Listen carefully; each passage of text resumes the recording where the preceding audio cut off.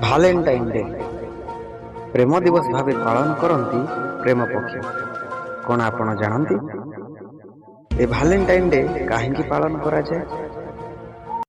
Valentine day କୌଣସି ଦିବସର ନାଁ ନୁହେଁ, ରୋମର ଜଣେ ସନ୍ଥଙ୍କ ନାମ। ଭାଲେଣ୍ଟାଇନ୍ ଡେର ପର୍ବ ଆରମ୍ଭ ହୁଏ ରୋମାନ ରାଜତ୍ୱ କାଳରେ। ରୋମରେ ସେତେବେଳେ ଶାସନ କରୁଥାନ୍ତି ଅତି ନିଷ୍ଠୁର ଶାସକ କ୍ଲାଉଡିୟସ୍ ଦ୍ୱିତୀୟ। ଅତି କ୍ରୂର ଓ କଠୋର ଶାସନ ପାଇଁ ତାଙ୍କର ସେନାବାହିନୀରେ କୌଣସି ଯୁବକ ଯୋଗ ଦେବାକୁ ଅନିଚ୍ଛା ପ୍ରକାଶ କରିଥିଲେ।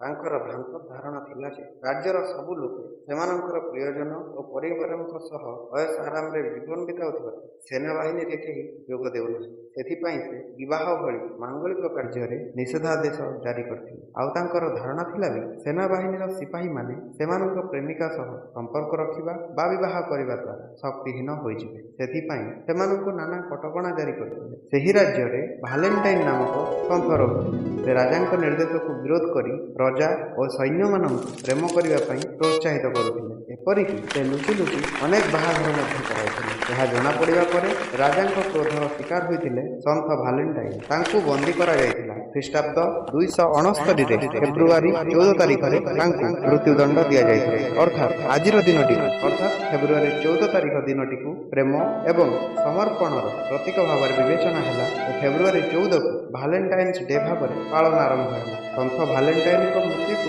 ଇତିମଧ୍ୟରେ ଶହ ଶହ ବର୍ଷ ବିତି ଯାଇଥିଲେ ବି ଆଜି ବି ଯୁବପିଢ଼ିମାନେ ପ୍ରେମ ହିଁ ଜୀବନ ବୋଲି ବାର୍ତ୍ତା ଦେଇ ଚାଲିଛନ୍ତି। ତାଙ୍କର ଦିନଟାକୁ ଭାଲେଣ୍ଟାଇନ୍ସ ଡେ ଭାବରେ ପାଳନ କରି ଚାଲିଛନ୍ତି।